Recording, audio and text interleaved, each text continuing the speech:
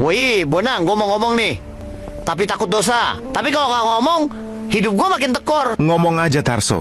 Kadang dosa itu bukan karena ngomong jujur, tapi karena membiarkan kebiasaan busuk dianggap wajar. Ini real ya. Ya, Bang, minjem duit dong. Buat makan. Sekali, 2 kali. Oke lah. Lah ini tiap bulan, tiap ketemu, gak pernah diganti. Emang saudara itu ATM? Tanpa PIN apa gimana? Masalahnya bukan miskin, Tarso. Masalahnya mental minta-minta yang dibungkus status saudara. Miskin itu keadaan, tapi malas tanggung jawab itu pilihan. Nah, ini nih, Bang. Anak gue butuh pampers sama susu. Gue pengen jawab jujur. Lah bapaknya kemana? Emaknya kemana? Bikin anak enak, giliran tanggung jawab, saudara diseret. Anak bukan alasan buat memeras empati orang lain. Kalau berani bikin anak, harus berani lapar demi anak. Bukan bikin anak kenyang dari dompet saudara.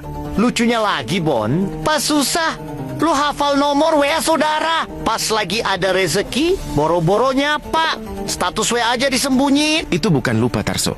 Itu mental penerima, bukan mental berbagi. Orang kayak gini bukan sedang diuji kemiskinan, tapi gagal naik kelas sebagai manusia. Jadi, pertanyaan gue simple. Sebenarnya lo miskin karena nasib atau miskin karena lo malas mikir, malas usaha, malas tanggung jawab? Kalau hidup lo selalu susah, selalu bokek, selalu minta, tapi gaya hidup rokok, nongkrong, gengsi nggak pernah lo koreksi, maka maaf, yang salah bukan dunia. Yang rusak itu cara hidup lo. Kesimpulannya jelas, miskin bukan dosa, tapi menjadikan orang lain korban kemiskinan lo itu zalim. Saudara itu tempat berbagi, bukan tempat bergantung hidup. Kalau lo terus minta tanpa pernah berjuang, lo bukan lagi butuh bantuan, lo butuh tobat. Solusinya gini ya, sederhana tapi berat. Berhenti minta sebelum lo usaha. Turunin gengsi, naikin kerja, kurangin gaya hidup, tambahin disiplin. Jangan bangga punya banyak saudara, tapi hidup dari saudara. Dan yang paling penting, jangan jadikan kemiskinan sebagai identitas hidup. Karena kalau lo nyaman di situ, selamanya lo cuma akan jadi beban, bukan saudara. Ingat ya, saudara itu tempat saling menguatkan, bukan tempat numpang hidup seumur-umur. Kalau lo miskin, bangkitlah.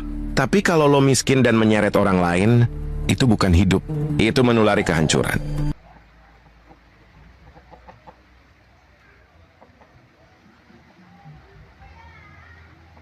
Bang, gue mau nanya jujur nih ya. Lu kan lagi dagang, lagi usaha. Ngapain sih lu capek-capek ngonten? Kagak ada kerjaan banget lu. Ngomongin usaha, dagang, kerja.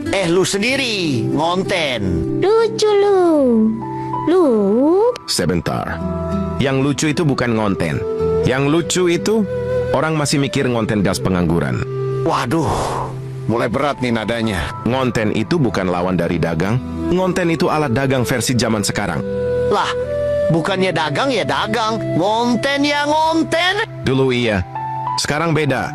Sekarang orang beli karena kenal, bukan cuma karena murah. Dan ngonten itu cara paling murah buat bikin orang kenal. Jadi lu ngonten bukan karena gabut. Justru karena nggak mau gabut.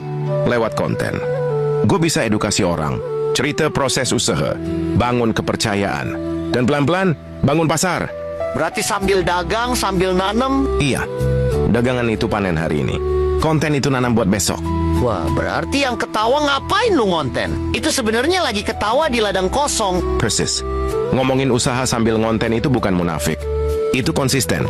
Lu belajar, lu cerita. Lu gagal, lu bagi pelajaran. Lu jalan, orang ikut. Terus soal duit, kan banyak yang bilang ngonten mah kagak ada hasilnya. Dagangan juga nggak langsung laku hari pertama. Konten itu bisa jadi dukungan dagang, relasi, kepercayaan, bahkan sumber penghasilan sendiri.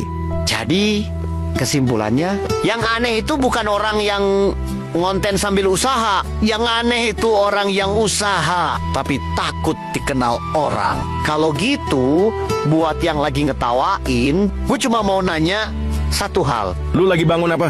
Atau cuman lagi nonton orang bangun?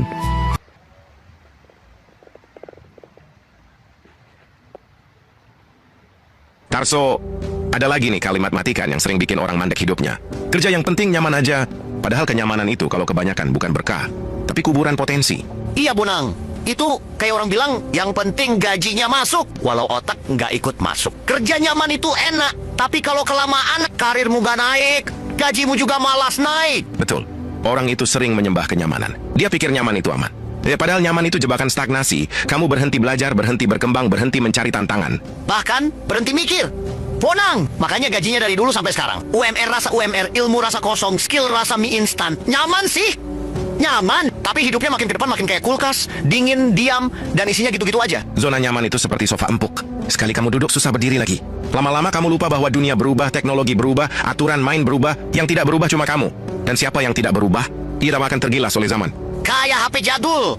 Bonang, Masih nyaman dipakai telepon dan SMS. tapi dunia sudah pakai aplikasi AI, kamera 200 megapiksel. Sementara kamu masih bangga punya ringtone Nokia. Connecting people. Ya, connecting sih connecting. Tapi ke kemiskinan yang stabil. Nah itu, banyak orang bangga bilang yang penting nyaman. Padahal nyaman itu tanda bahaya.